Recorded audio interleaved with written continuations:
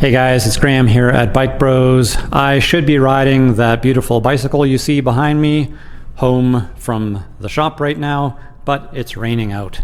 And so thinking of commuting makes me think I'm going to do a video on one of my favorite commuter drop bar bikes, and that is the new 2026 Marin Nicasio Plus. Stick with me and we're going to look at this bike, see all the quirks and features, and find out why it is such a special bike and why it is such a good bargain of a bike. Okay, let's go. So this bike we're looking at ahead of us here is a new 2026 Marin Nicasio Plus. This is one of two different colors, the other being a gloss gray color. This is the second generation of Nicasio Plus. The first one basically went for 5 years in an essentially unchanged version. This new one hasn't done a huge change. This is still the same frame, same fork, the same overall concept, but we do have some updates to the specifications on this bike, and maybe a little bit that we can offer you as far as descriptions of for whom, for sizing, why this bike is so awesome. In the Marin Nicasio lineup, this is one of the earlier price points, but I quite honestly, in my store at least, I ignore the rest of the Nicasio lineup because I hate front derailleurs. And this Nicasio Plus is a one-by bike, and that is what part of what I think at least makes this a special bike. The other part is the fact that at this price, there really isn't very much else being offered in one-by from the major manufacturers, even though the Microshift Sword 1x9 drivetrain that this bike uses is widely available to other brands. Somehow Marin is the only company that seems to really catch on to the fact that this even exists, how practical it is, and how much it makes for an extremely value-conscious sort of a bike. Speaking of that value conscious, $1349, our shop is in Canada, $1349 Canadian. In the States, you get this bike for $1,099. As I mentioned, there are other Nicasios in the States, with the exception of the Nicasio 2, which uses a really nice frame with through axles on it and a little bit higher end cromolly. I really don't care about the other Nicasios. This is the only one that has stolen my heart. What I'm going to do here is go through the specs and features of this bike. I will talk a little bit about sizing, who this is for. If you're new to this channel, my name is Graham. The shop is Bike Bros. We're in Cochrane, Alberta, Canada. And what I like to do is go over the details of a bike, so you may end up knowing that bike in more detail than the guy at your local bike shop, to really help you make an informed decision about the bike in question. Today, it's the Nicasio Plus. So as I mentioned before, the main detail of this bike regarding price, $1349 in Canada or $1099 in the United States. Weight on this bike is not a svelte or lightweight. It is 29 pounds, but for its purpose as a durable bash around commuter bike, that could be a gravel bike, could be a really budget conscious bike packing bike, a pathway bike, just anything. If you want drop handlebars, the simplicity of one by, you don't have a huge budget, this is basically the bike for you. So, chromoly frame, it is butted tubing, which means we're at least talking about slightly better tubing set here than what would be considered basic, which would be a zero butted tube, meaning the wall thickness is the same everywhere you look. We're looking at a frame with quick release axles here.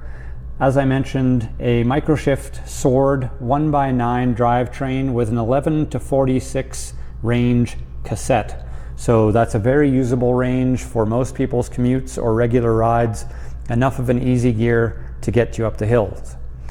On the cranks, we're looking at these FSA Vero Pro cranks, and they do feature narrow wide teeth on there. So that is going to, along with the strong spring that they're calling a clutch on this, that is going to mean less chance of bouncing your chain off when you're going over bumpy terrain. Now, that plus part of the Nicasio Plus name, what that is referring to is these WTB Horizon tires in the 47C size. So when we're talking about plus, when we're talking gravel bikes, it's because it's a 650B or a 27.5, and somehow that has turned into what they're calling plus when they're talking about gravel bikes.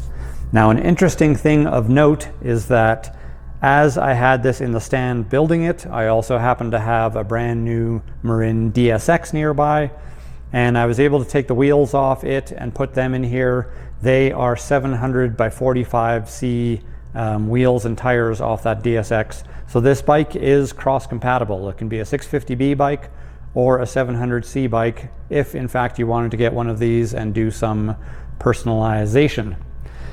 Of course, to be a bike packing or a commuting bike, we do need to have some fender and pannier mounts, which we have right here, the threaded little thingies there, the little threaded thing there for your fender, these little tabs here specifically for pannier racks, a couple sets of bottle cages or bottle cage mounts on the frame, and then fork mounts to be able to do extra gear hauling with whatever you wanted to do with this bike.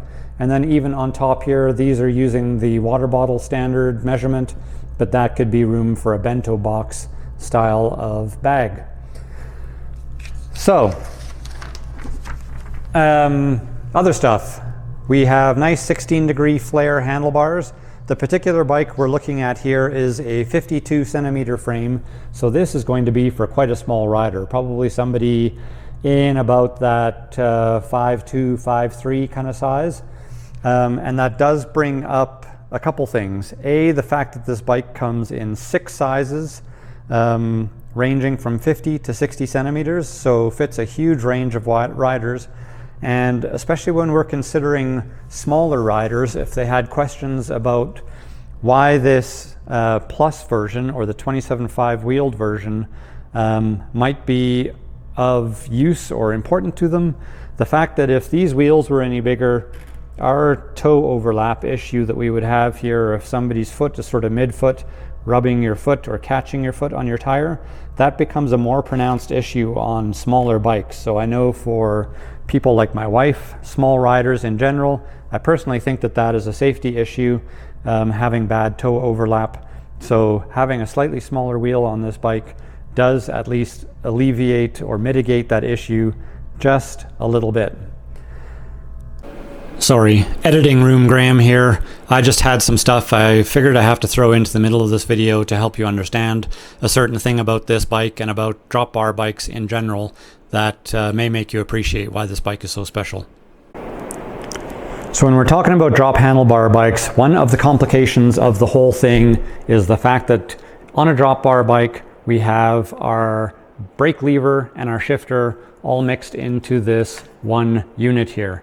And then that is going to be branded to work with a certain level of derailleur and also has to work with whatever you've got going on with the brakes. So in the rest of the world, if you want to get a wide range cassette on your bike, you are basically going to have to get into a higher quality level of rear derailleur. So we're talking if it's a SRAM or a Shimano setup, you basically have to step up into the GRX or into the SRAM Apex Explorer group set to get a wide range of cassette back there. That automatically takes you into needing hydraulic disc brakes. So unless we're looking at Microshift Sword, to get a 1x drivetrain, you are basically stuck going high end. That is where the magic on this bike is. This is a mechanical or designed for driving mechanical brakes and designed for riding or for pushing that 9-speed derailleur, which is capable of handling that wide range cassette. So that is where the special part of this bike comes. Even next year, I think we're going to be talking about some Shimano Q's drop bar stuff, but that is still going to be hydraulic specific in their grifter unit up here. So we're still going to be talking about roughly $2,000 bikes with what Shimano has coming down the pipe for next year. That is what is so special. Wide range, actually all works without doing any stupid gimmicky stuff. Driving a mechanical disc brake, all because of this unit up here. That's what's special. Just so you understand. Okay, over. These are the new Microshift Sword shifters. So if you're not familiar, when we have a drop bar shifter like this, that is your brake. This button here is going to push you into a larger or easier gear. This little one up here is going to drop you back into a harder gear. They are all indexed, so it clicks into each individual gear. And considering this is considered price point, I think that the shifting on it is quite good. It's a little bit clunky, but I think it's actually really, really good and better than what the Shimano 2x or 3x drivetrains would feel like at a similar price point. So don't be scared of the fact that this is Microshift. Be happy about that. Be happy you don't have a front derailleur that is going to cause you a nuisance. This thing is just awesome. Now, one thing I would say for those people who wanted to use this perhaps for bike packing, I personally would probably be tempted to have the shop I was buying this from switch out my quick releases to solid axles with nuts, because that will just be a lot stronger interface there if you're putting a pile of weight on your bike. Same thing if you wanted to ride this bike like a complete idiot and actually corner hard, doing some crazy things. I like just having that much confidence in a solid axle rather than a quick release. But probably only talking to a % of people out there. For what this is intended for, gravel, commuting, all the things, I think it does a fantastic job. Talking about doing a fantastic job, these WTB Horizon tires, I hear a lot of people who have concern. They're convinced that they need more tread for riding in gravel, and I try to convince people otherwise.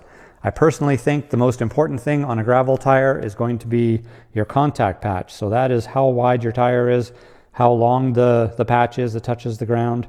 If you're talking about gravel that's giving way under your tires, those little knobs aren't really going to mean much, but being able to float because of that much more tire on the ground, that is really important. That is the same sort of thing that I pay attention to on my personal bike, which is this guy over here. And I have ridden all sorts of mountain bike trails and everything, and that is as treaded as my tire is. So, regarding sizing, as I gave away when we were looking at this 52 centimeter here, we're talking about something in around the 5'2" sort of a size.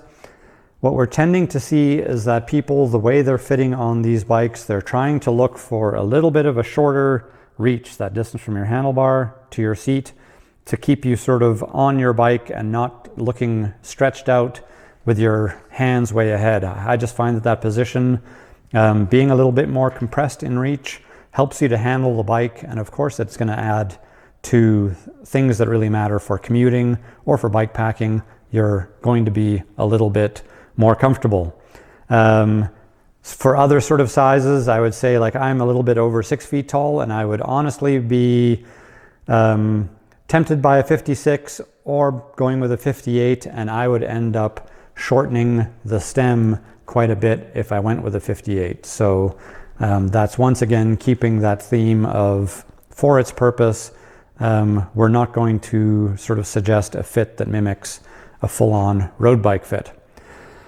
Other things, do I have any criticisms of this bike? The only thing I can really say is the stock pedals on it are garbage. So when you buy the bike, you're either going to be looking at putting clipless pedals on, or I would suggest putting on a higher quality flat pedal that actually has steel traction pins and some actual sealed bearings so they'll last.